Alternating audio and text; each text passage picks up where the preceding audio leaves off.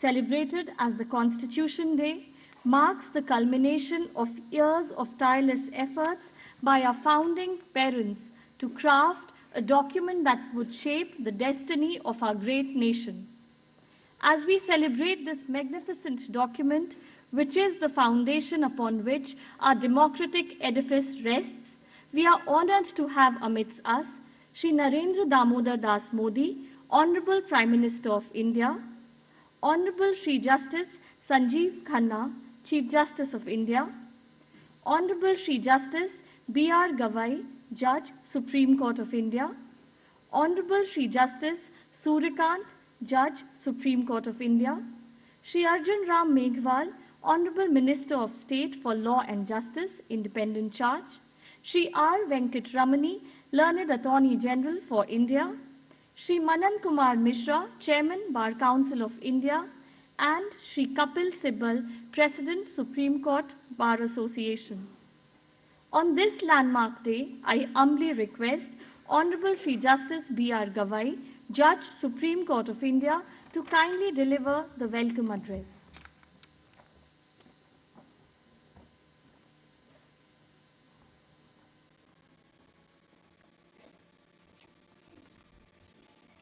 Honorable Prime Minister of India, Shri Narendra Modi ji, Honorable Chief Justice of India, Justice Sanjeev Khanna, my esteemed colleagues at the Supreme Court, Justice Suryakant, my other distinguished sisters and judges of the Supreme Court of India, Minister of State for Law and Justice, Shri Arjun Ram Meghwal ji, Attorney General for India, Shri R. Venkat Ramani, Solicitor General of India, Shri Tushar Mehta, and the law officers, the Honorable former Chief Justice and the judges of the Supreme Court of India, the Chief Justice and judges of the various High Courts who are present here and who are also joined virtually, the Chairman of the Bar Council of India, Shri Manan Kumar Mishra, President of the Supreme Court Bar Association, Shri Kapil Sibal, members of the Bar and the Registry, dear guests and members of the audience. Good evening to everyone. It is my privilege to extend a warm welcome to all of you on this momentous occasion. Today, we gather to celebrate a historic milestone, 75 years since the adoption of our Constitution. The adoption of the Constitution was a tectonic shift in the history of India, which redefined the nation's identity and aspirations. It not only affirmed India's sovereignty, but also laid the foundation for a new social order for its people. The framing of the Constitution was, however, not an easy task. It was a process that went through years of discussions, deliberations, and negotiations. If one reads the Constituent Assembly debates, it would be evident that every member had distinct views on various constitutional provisions. But despite their differing perspectives on several issues, the framers of our Constitution stood united in their singular vision to give the people of India their own Constitution that would empower them, safeguard their rights, and guarantee their freedoms. This monumental effort was not merely about drafting a legal framework, but about laying the cornerstone of a nation built on the principles of justice, equality, liberty, and fraternity. Over the past 75 years, we have witnessed remarkable progress since that historic moment when the Constitution was adopted. Our democratic institutions have continuously evolved, striving to strengthen the constitutional protections and rights enshrined within this foundational document. Through their actions, our institutions, including the judiciary, have worked to translate the lofty constitutional ideals into tangible realities for the people of India. The people of India have also shown respect and sense of ownership towards the Constitution. Across generations, the Constitution has represented the aspirations and unity of our diverse nation. In particular, the marginalized communities have drawn strength from the values embedded in the Constitution. They often evoke its principles to advocate for their rights. This enduring relationship between the Constitution and the people is a testament to its role as both a protector and a catalyst for social change, ensuring that the voices of all especially the most vulnerable, are heard and respected. Today, the Honorable Prime Minister of India, Shri Narendra Modi ji, has graced the occasion with his presence. Under his leadership, the Union government had a decade ago in 2015 officially declared November 26 as a Constitution Day. On behalf of the Supreme Court of India, I welcome him with warm regards. I also welcome the Honorable Chief Justice of India, Justice Sanjeev Khanna, as well as my past and present colleagues. Over the last 75 years, the judges of the Supreme Court have tirelessly dedicated themselves to delivering justice to the people of our nation. This unwavering commitment has ensured that the doors of justice remain accessible to even the most marginalized members of society. I extend my warm welcome to the Honorable Minister of State for Law and Justice, the Learned Attorney General for India, the Learned Solicitor General, the Chairman and members of the Bar Council of India, the President and Office Bearers of SCBA, the Office Bearers of SCORA, the senior lawyers, members of the Bar, the registrars, and the staff of the Supreme Court. When we celebrate our progress, it is equally important to reflect on the nation's journey under the guiding principles of the Constitution and to renew our commitment to upholding its values in every aspect of life. In his final address to the Constituent Assembly on November 25, 1949, Dr. B.R. Ambedkar, the chairman of the drafting committee, emphasized the principles of fraternity as the cornerstone of constitutional values. According to him, and I quote, "Fraternity means a sense of common brotherhood of all Indians. If Indians being one people, it is the principle which gives unity and solidarity to social life." In his words, fraternity is another name for democracy. We must continue to embrace this vision articulated by Dr. Ambedkar and the framers of our Constitution. By doing so, we can advance towards a future defined by progress, equality, and justice for all. With these words, I once again welcome all of you and extend my greetings to the people of India on the occasion of the Constitution Day. Thank you very much.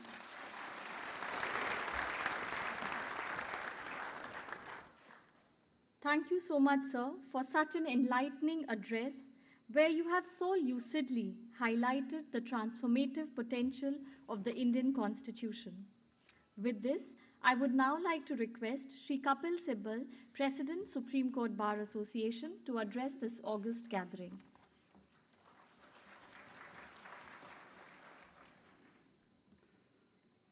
Prime Minister of India, Shri Narendra Modi ji, Chief Justice of India, Shri Sanjeev Khanna,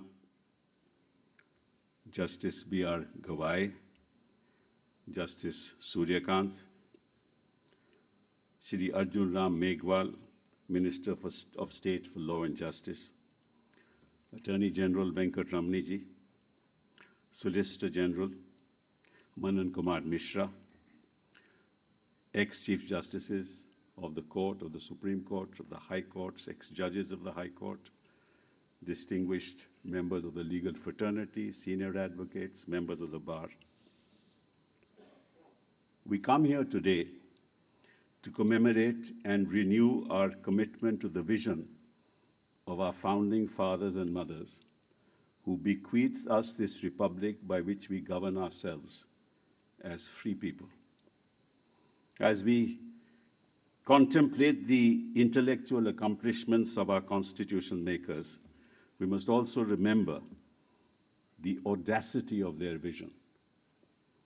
The greatness of our constitution framers lay in the fact that they dared to think for themselves, dream of a world they wanted, and through sheer force of will, bent the arc of history to bring that world into existence.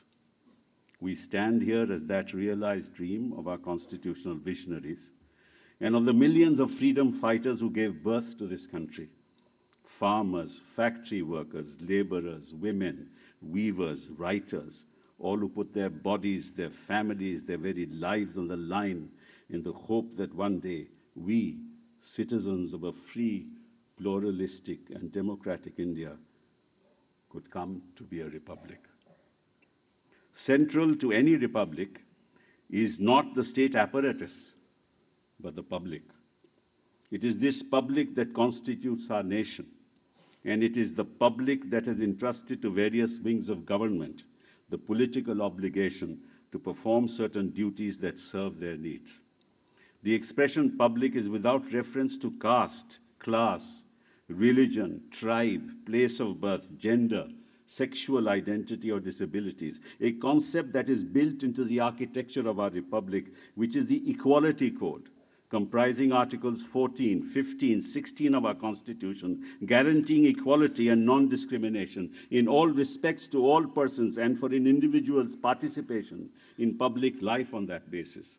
The principle of the rule of law also reflects the centrality of the public, for it mandates a system of governance and administration of justice where all persons are equal before the law and are equally governed by the law.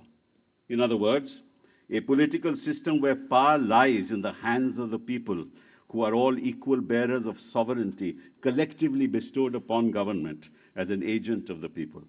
Thus, any law or state action that actively discriminates or gives untrammeled power to government goes against the very notion of a republic.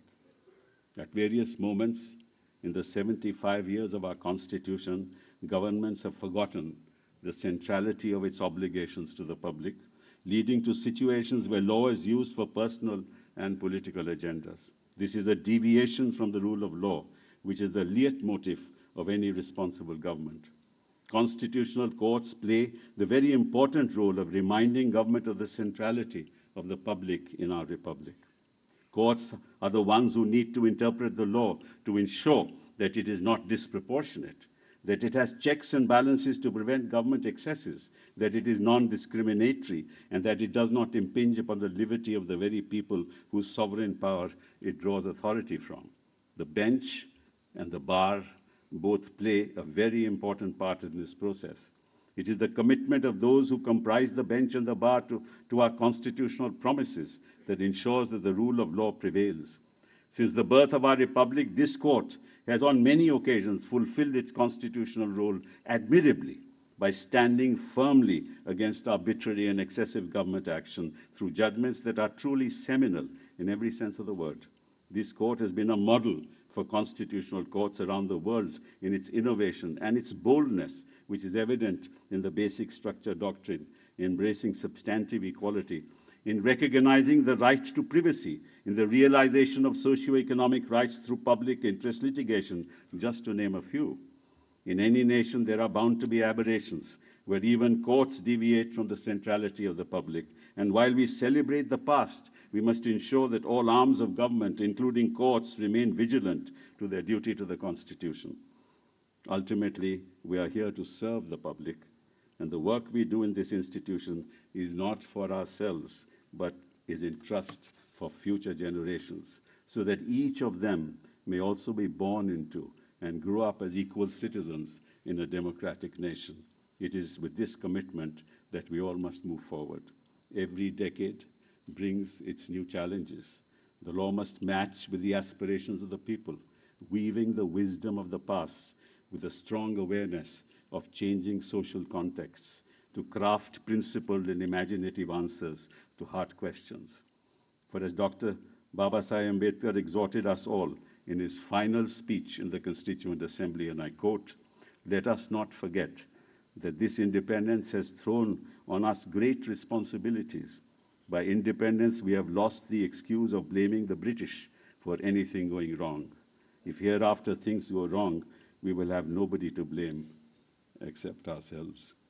If we wish to preserve the Constitution, in which we have sought to enshrine the principle of government of the people, for the people, and by the people, let us resolve not to be tardy in the recognition of the evils that lie across our path, and which will induce people to prefer government for the people to government by the people, nor to be weak in our initiative to remove them.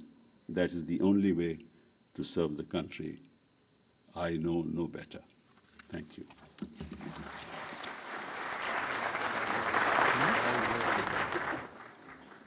Thank you so much, sir, for this thought-provoking address.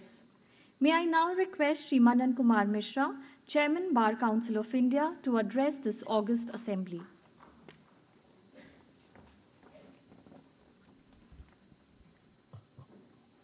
Honorable the Prime Minister, Sri Narendra Modi ji, Honorable the Chief Justice of India, Sri Sanjeev Khanna ji, Honorable Mr. Justice B.R. Gavai, Honorable Mr. Justice Surjkant, Judges Supreme Court of India, Honorable Mr.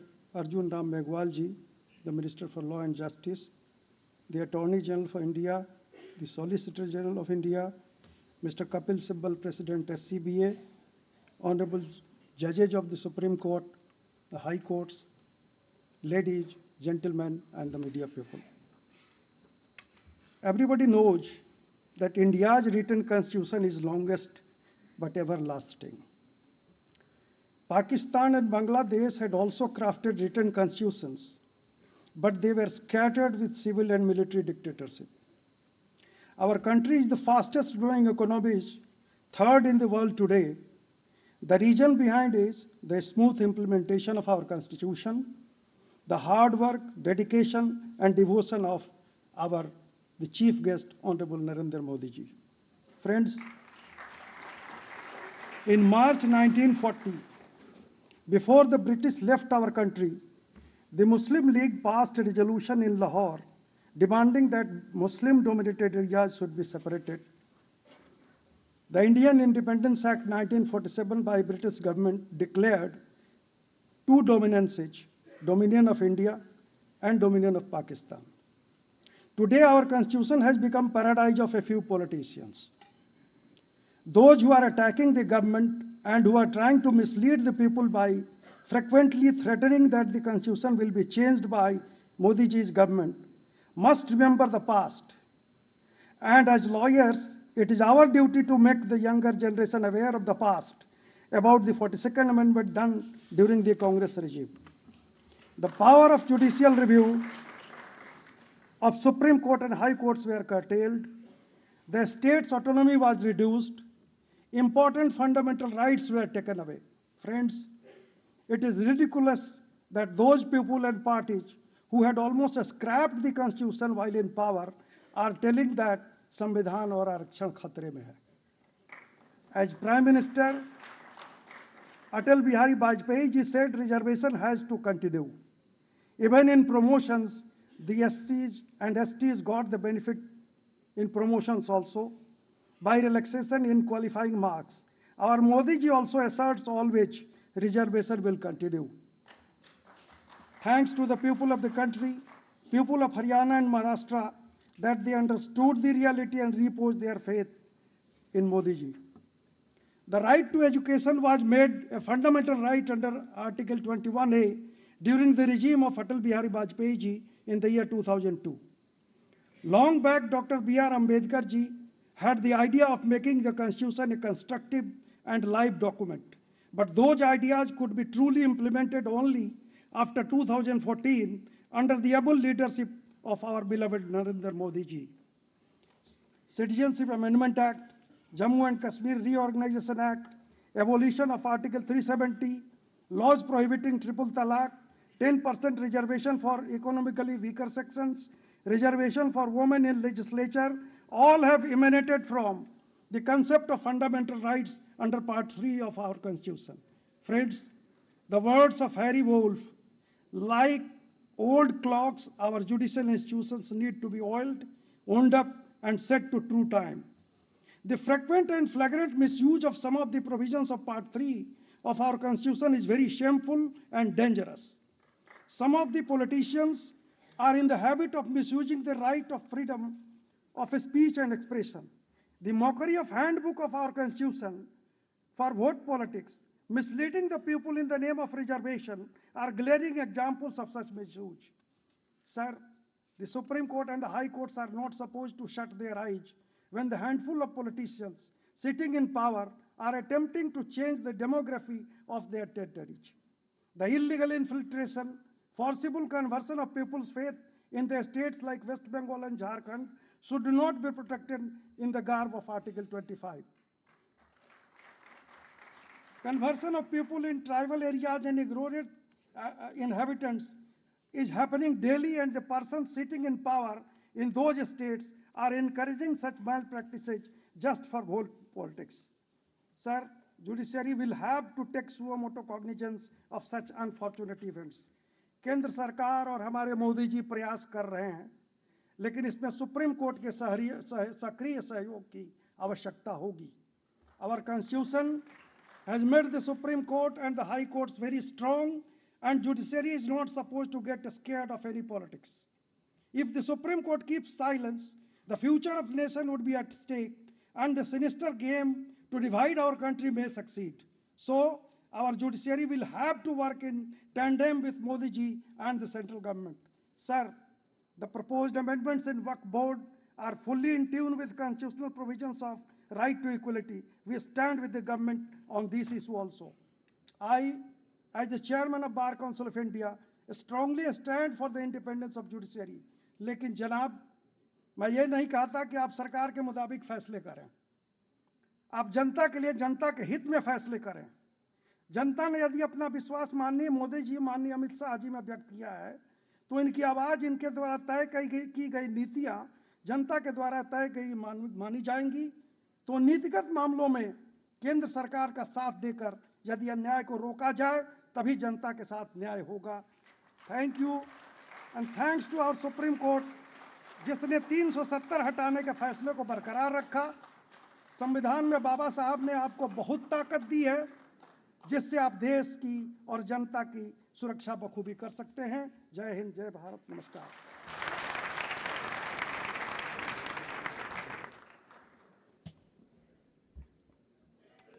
Thank you, sir. Moving ahead, I would like to request Sri R. Venkatramani, Learned Attorney General for India, to say a few words on this historic occasion.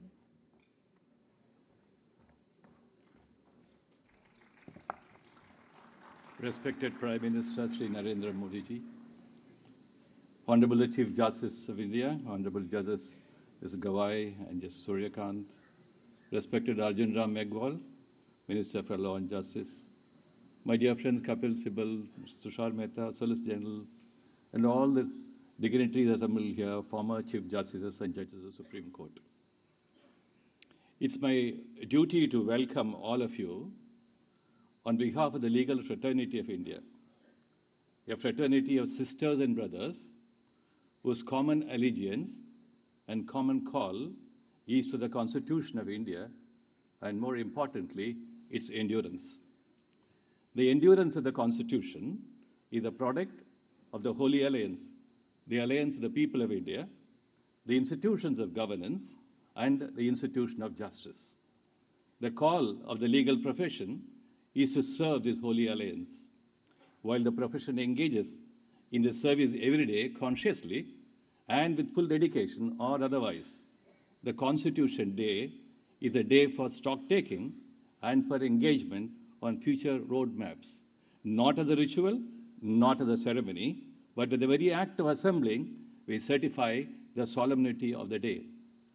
I visualize those serious days of engagement with members of the Constituent Assembly, driven by perseverance of the highest order, and we must thank all of them for giving us a precious document to be protected, preserved, nurtured, and transmitted to the future generations with all the strength and resilience we should bestow upon it during our lifetimes.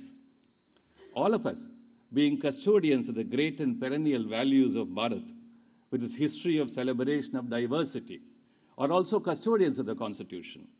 The question, however, would always be, how faithful are we in our roles as custodians? How accommodative are we in bridging and narrowing the social gaps which require and deserve elevated levels of resolutions? How inclined are we to astutely avoid wasteful and distorting social conversations which can debilitate our social fabric? How wedded are we to envision and innovate ideas, methods, procedures, and institutions to promote and realize equality and equal regard? And how conscious are we about what Rabindranath Tagore called the narrow domestic walls that can engender our togetherness as a nation? All these questions or questions of being custodians of the Constitution. During an address at a special session of the Parliament of Guyana, Honorable Prime Minister said that India was never expansionist, stayed away from further other resources. This is a timely statement of huge value for global consumption, and it underscores India as a country of sharing. I think the Constitution of India is not merely a document which codifies public and private power, and is a document symbolizing the values of sharing all the common resources and the common wealth of the nation through an orderly process. It is this orderly process that Part 3 and Part 4 of the Constitution have elegantly scripted. So it is that we assemble year after year to celebrate the birth and the endurance of the Constitution to the Holy Alliance I mentioned above. In a letter written from New York on 7th August 1895, Swami Vivekananda wrote thus: "Neither numbers, nor powers, nor wealth, nor learning, nor eloquence, nor anything else will prevail, but purity, living the life, in one word, anubhuti, realization." He went on to say, "He who pours water at the root, does he not water the whole tree?" As we talk about celebrating 75 years of our Constitution, we are talking about pouring water with care and attention at the root, which is the Constitution, and about flourishing the whole nation, which is a tree. But we have many miles to go before we can say a good part of the constitutional goals have been realized. 75 years of constitutional working with all possible economic and social experiments have demonstrated that no one singular economic model will work. India stands tall today in the global scene socially, politically, and economically with calibrated achievements in many fields, and the credit must go to the wide range of players in governance. I suppose that faith in constitutional governance has made that possible. With the irreversibilities of globalization and the bounties of technology that humanity has not seen earlier, we have the realization that a free world of ideas and endeavors creates and generates wealth and resources good for all. The foundations for equality are thus newly laid. We are called upon to open up new plans and roadmaps for the equality march. Our Constitution permits these experiments with all due regulations, and our courts will endorse such plans and insofar as diversities and legitimate claims are duly addressed. We, the people of India, have a duty to ensure that the Constitution endures, and only an enduring Constitution can script ordered liberty. Both rights and liberties running riot or restrictions which stifle or discriminate are anathema to an enduring Constitution. Judicial interventions with legislative measures conceived as immune from court scrutiny, such as legislation placed in the 9th schedule, have shown that the separation of powers will take many avatars. While such avatars can be part of rule of law, as some recent judgments show, it will be equally important that given the complexities of challenges raised by the multitude of factors, global and domestic, many of which do not admit of any easy and simple solutions, one expects that parliamentary experiments and executive deliberations will not be easily halted. We are talking about the balance between rigidity and flexibility in constitutional practice. A conversation attributed to Gautam Buddha with his disciple Swana reads like this: when were you a householder? Were you skilled at playing the lute? Yes, Lord. When the strings of the lute were too taut, was it tuneful and fit for playing? Certainly not, Lord. And when they were slack, was the lute tuneful and fit for playing? No, Lord. But when the strings were neither too taut nor too slack, but were keyed to an even pitch, was your lute tuneful and fit for playing? Yes, Lord. Even so, Swana, is the dharma that I propose. I suppose on this day that you are talking about the dharma of keeping the Constitution neither too taut nor too slack, but tuneful and fit for working. Our criminal justice system is awaiting considerable changes in addition to the 3 well-meaning legislation that have been enacted. There is a lot more to be done in order that the justice needs of the poor and the deprived are met adequately and without delay. The criminal justice system must generate the comfort level which alone can be an index of a fair and just society. Our prison houses will then become places of real correction, as the justice system would have done better. Maybe it's time that we seriously think about a national criminal justice administration institution which can produce the kind of results we are talking about. I am tempted to say that in due proportion to our conduct in keeping the Constitution as an enduring document, India will be a land most admired. Xuanzang, a Chinese traveler long ago, wrote in the early 17th century, he said, people of different places with diverse customs generally designate the land they most admire as India. I quote, on the occasion of celebrating 75 years of a constitution, can we not, in chorus, say that it demands of us to constantly try to reach and retain this admiration, walking the path of the constitution? Jai Bharat.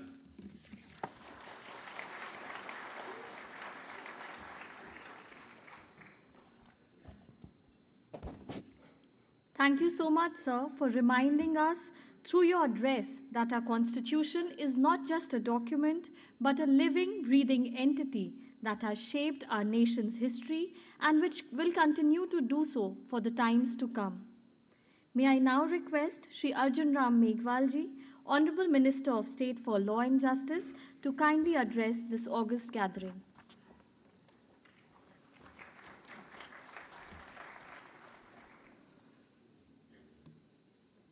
Bharat के संविधान के 75 वर्ष की गौरवमय यात्रा को celebrate करने के अवसर पर माननीय सर्वोच्च न्यायालय के प्रांगण में आयोजित इस भव्य समारोह में उपस्थित विकसित भारत के संकल्प को सिद्धि में साकार करने हेतु प्रतिबद्ध भारत के यशस्वी, तपस्वी और कर्मयोगी प्रधानमंत्री आदरणीय श्री नरेंद्र मोदी जी,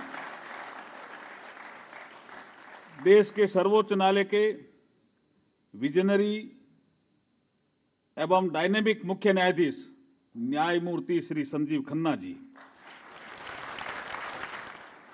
सर्वोच्च न्यायालय के न्यायाधीश माननीय न्यायमूर्ति श्री भूषण रामकृष्ण गवई जी, सर्वोच्च न्यायालय के न्यायाधीश माननीय न्यायमूर्ति Shri Suryakant ji, Shri R Venkataramani ji, attorney general of India Manan Kumar Mishra ji, chairman bar council of India Shri Kapil Sibal ji, president supreme court bar association Shri Tushar Mehta ji, solicitor general of India तथा उपस्थित माननीय सर्वोच्च न्यायालय व उच्च न्यायालयों के अन्य सभी माननीय न्यायाधीशगण, वरिष्ठ अधिवक्तागण, मीडिया बंधु तथा वर्चुअल रूप से जुड़े हुए सभी श्रोतागण, संविधान दिवस की आप सभी को बहुत बहुत बधाई और शुभकामनाएं। भारतीय संविधान अडॉप्शन की 75वीं वर्षगांठ के शुभ अवसर पर आयोजित इस भव्य कार्यक्रम में आप सभी के साथ शामिल होना मेरे लिए अत्यंत हर्ष का विषय है। भारत का संविधान भारत की एकता, अखंडता, प्रगति तथा शांति और समृद्धि का मूल आधार है। ये मदर ऑफ डेमोक्रेसी के रूप में प्रतिष्ठित विश्व के सबसे बड़े लोकतंत्र भारत के लोकतांत्रिक आदर्शों का जीवंत दस्तावेज भी है। भारत का संविधान एक ओर जहां नागरिकों को सामाजिक, आर्थिक और राजनीतिक न्याय व मौलिक अधिकार देने का प्रावधान करता है, वहीं दूसरी ओर नीति निर्देशक तत्वों के माध्यम से सरकार को सुशासन का मार्ग भी प्रशस्त करता है।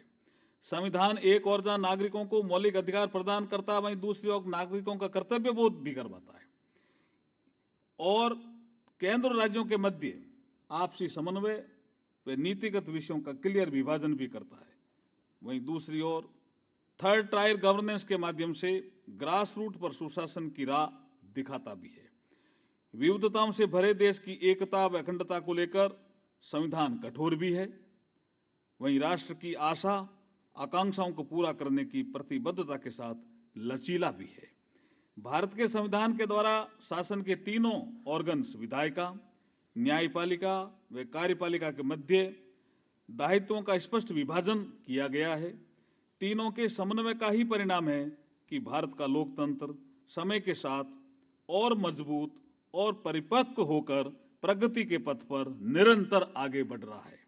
संविधान के कस्टोडियन माननीय सुप्रीम कोर्ट परिसर में आयोजित इस समारोह में मैं उल्लेख करना चाहूंगा कि संविधान सभा में प्रोविंशियल लेजिस्लेटिव असेंबलीज से इलेक्ट 292 सदस्यों, रियासतों के प्रतिनिधि के रूप में 93 सदस्यों व चीफ कमिश्नर प्रोविंस के प्रतिनिधियों के रूप में 4 सदस्यों ने अपना अमूल्य योगदान दिया था। इस अवसर पर मैं इन सभी सदस्यों, बाबा साहब डॉक्टर भीमराव अंबेडकर सहित ड्राफ्टिंग कमेटी के अन्य सदस्यों, विशेषकर मातृशक्ति का प्रतिनिधित्व करने वाली 15 महिला सदस्यों को श्रद्धापूर्वक नमन करता हूं और राष्ट्र निर्माण के महान कार्य में जुटे सभी सदस्यों की दूरदर्शिता को ध्यान में रखकर बेहतर भविष्य की प्रेरणा लेते हुए चिंतन मनन मंथन करने का आह्वान करता हूं। सार रूप में कहा जाए तो भारत का ये पवित्र दस्तावेज हमारे लिए गाइडिंग लाइट है। ये भारत की हजारों वर्षों की अखंड परंपरा को समाहित किए सांस्कृतिक मूल्यों के अंतर्निहित कलेक्टिव विजडम की आधुनिक अभिव्यक्ति भी है। संविधान निर्माता डॉक्टर बाबा साहब अंबेडकर ने संविधान सभा में कहा था, the constitution is not a mere lawyer's document. It is a vehicle of the life and its spirit is always the spirit of age. आज के 75 वर्ष पूर्व कॉन्स्टिट्यूशन अडॉप्शन की पूर्व संध्या अर्थात 25 नवंबर 1949 को डॉक्टर अंबेडकर जी ने हमें सावधान किया था कि 26 जनवरी 1950 को हम एक ऐसी विरोधाभास से भरी अवस्था में प्रवेश करने जा रहे हैं जहां one man one vote one value के सिद्धांत पर राजनीतिक समानता हमें प्राप्त हो जाएगी, पॉलिटिकल इक्वलिटी, लेकिन सामाजिक और आर्थिक क्षेत्र में समानता के लिए निरंतर प्रयास करने होंगे। संवैधानिक मूल्यों के सच्चे संवाहक के रूप में प्रधानमंत्री श्री नरेंद्र मोदी जी के नेतृत्व में गरीब, किसान, महिला व युवाओं को केंद्र में रखकर जन कल्याणकारी योजनाओं के इफेक्टिव इंप्लीमेंटेशन से आर्थिक सामाजिक समानता के लक्ष्यों को प्राप्त कर रहे हैं। इसी का नतीजा है कि 2013-14 से 2022-23 के बीच में 25 करोड़ से अधिक लोग गरीबी से बाहर निकले हैं। ये हमारा बहुत बड़ा अचीवमेंट है प्रधानमंत्री जी के नेतृत्व में। माननीय प्रधानमंत्री जी ने 2047 तक भारत को विकसित भारत बनाने का जो लक्ष्य रखा है उसे सबका साथ, सबका विकास, सबका विश्वास, सबका प्रयास के माध्यम से हम अवश्य प्राप्त करेंगे। संविधान की 75वीं सालगिरह के अवसर पर भारत सरकार ने हमारा संविधान हमारा स्वाभिमान अभियान के रूप में वर्ष भर चलने वाले ऐतिहासिक समारोह की घोषणा की है। इसी क्रम में विधि एवं न्याय मंत्रालय द्वारा 24 जनवरी 2024 को भारत के उपराष्ट्रपति जी श्री जगदीप जी धनखड़ जी के द्वारा के कर कमलों से हमारा संविधान हमारा सम्मान कार्यक्रम की भी शुरुआत की थी। एक प्रोग्राम में बीकानेर में हमारे डॉक्टर DY चंद्रचूड़ साहब जो ex chief justice of India है उन्होंने भी शिरकत की थी। प्रयागराज और गुवाहाटी में भी क्षेत्रीय कार्यक्रम आयोजित किए जा चुके हैं। अंत में मैं 4 पंक्तियों के माध्यम से भारतीय संविधान और भारतीय लोकतंत्र का नमन करना चाहता हूं। संविधान है भारत की शान, संविधान है भारत की शान, हर नागरिक का गर्वित गान, न्याय, स्वतंत्रता, समता और भाईचारे का है दीप, विविधता में एकता का है अनमोल नीप। संविधान है हर धर्म जाति भाषा का मान और संविधान ही सबके सपनों का है सम्मान। लोकतंत्र का है जो सुंदर श्रृंगार, संविधान ही है विकसित भारत का आधार। जय हिंद, जय Bharat.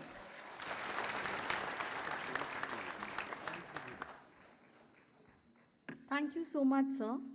Your words echoed the sentiments of Dr. B.R. Ambedkar, the father of our Indian Constitution, who played a pivotal role in shaping our nation. With this, may I now request Honorable the Chief Justice of India, Justice Sanjeev Khanna, to please share his thoughts with us on this special occasion.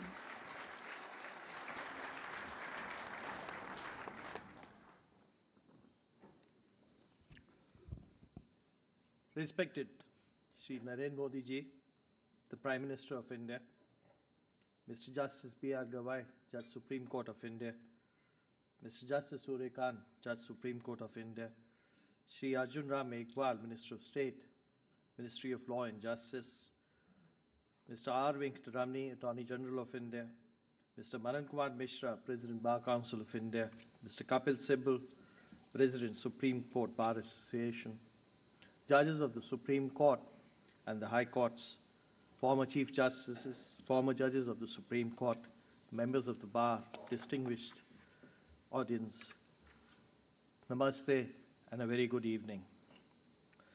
75 years ago, on 26 November 1959, a defining moment in India's history unfolded. The Constitutional Assembly adopted the Constitution of India.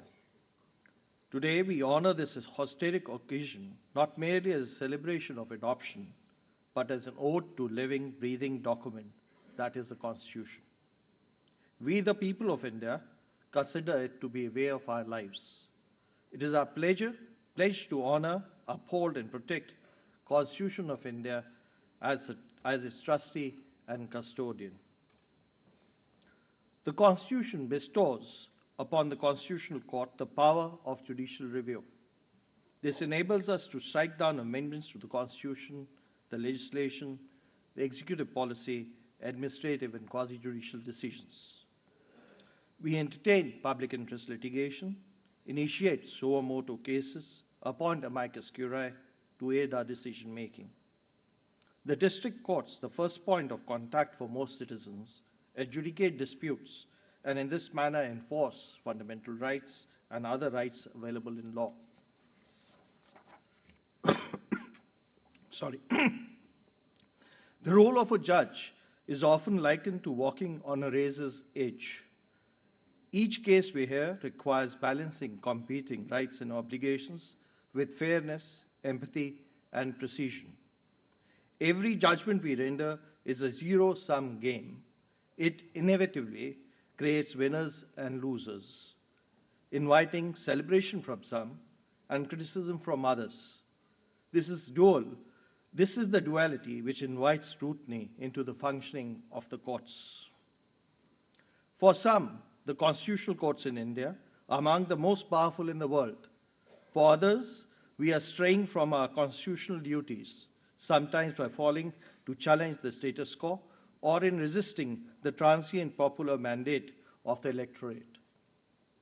As judges, perspectives and critique matter because our foremost duty is towards the public, and secondly, being open and transparent is the biggest strength of the judiciary. As adjudicators, we eschew any sense of being beyond reproach. In being responsive to constructive feedback, our courts become more efficient, citizens and public-centric, and accountable. By opening ourselves to scrutiny, we can identify systematic inefficiencies and bottlenecks and work towards eliminating them. However, sometimes critics question, how can an unelected judiciary justify its significant power in a democracy? But imagine a world where judges campaign for roles, solicit views, decisions from public, and make promises for future judgments. The Constitution, by design, insulates the judiciary from the ebbs and flows of the electoral process. This ensures that its decisions are unbiased, without any fiction or ill will, free from external pressures, and guided solely by the Constitution and the laws. At the same time, each branch of the government is not a satellite independent or in an independent orbit, but rather a related actor which works in a degree of separateness. There is interdependence, autonomy, as well reciprocity. Each branch must honor its constitutionally assigned distinct role while nurturing interinstitutional equilibrium. When properly understood, judicial independence serves not as a high wall, but as a bridge, catalyzing the nurturing of the Constitution, fundamental rights, and the governance framework. When a citizen challenges a law or an executive action, they participate in the democratic process as envisaged by the Constitution.